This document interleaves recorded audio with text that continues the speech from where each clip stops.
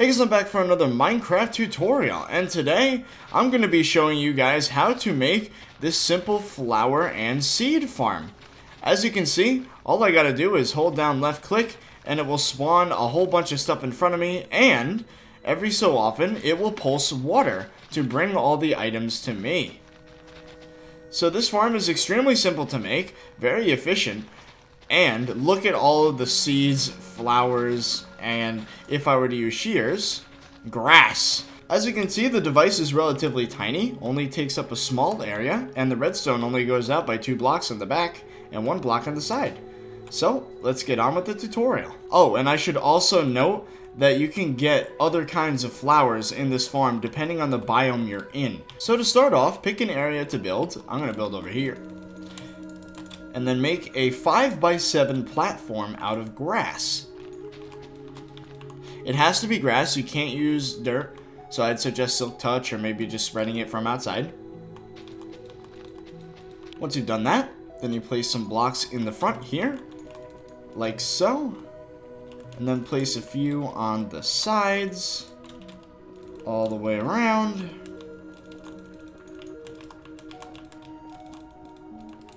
You're probably going to want to extend this platform a bit so it's a bit more comfortable to work with. There we go. And then place 2 levers here, put a powered rail over here, a regular rail here, detector rail, power rail, detector rail, regular rail, powered rail. Also, underneath these 2 powered rails here, we will need blocks of redstone or any other method of powering it. This is just the most compact way to do it. And obviously, once we flick this lever, we will be able to use that one. Next up is to place some glass over here.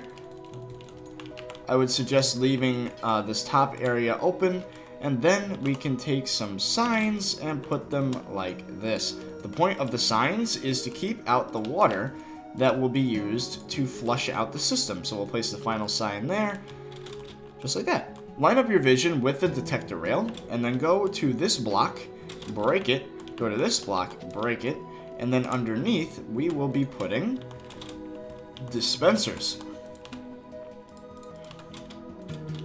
Boom and boom.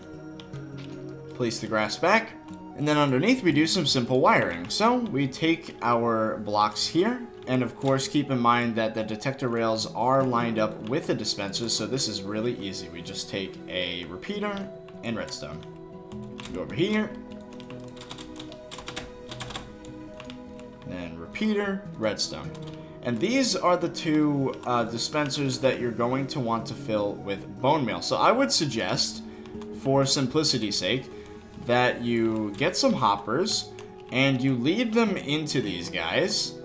It doesn't really matter where your chest is for bone meal, but I would suggest maybe somewhere over like here.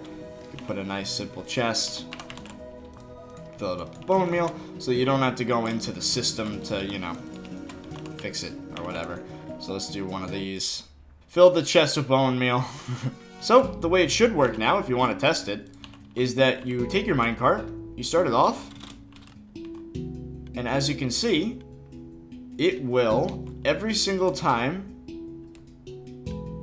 there you go, every time it goes over a powered rail, it will use bone meal. That's essential for this farm working. Alright, let's get rid of the crops. Now that that's out of the way, we need to make our flushing system. So, we take some more dispensers, put them, again, lining up with the detector rails. Actually, it's not here. It is this block. My bad. We go over here. There we go.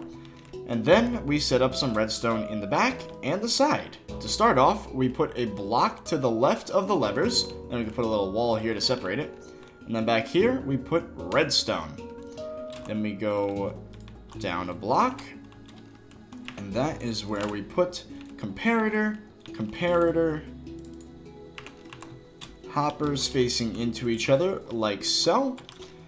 Another block, and then we get sticky pistons and redstone dust. So we go redstone dust on either side, sticky piston facing in, another one facing in, and then a redstone block like that.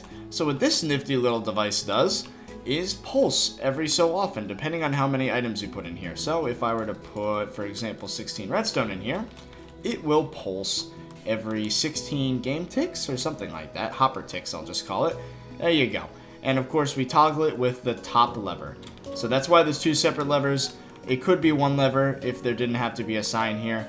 For the next step, we are going to want to go underneath here, put a redstone comparator, place a block, put a redstone torch up here, and then we make a redstone line that goes in a pattern that looks like this. So now we should power the dispensers every time it ticks, but of course we're gonna need some water buckets to put inside of there, so let's do that quick.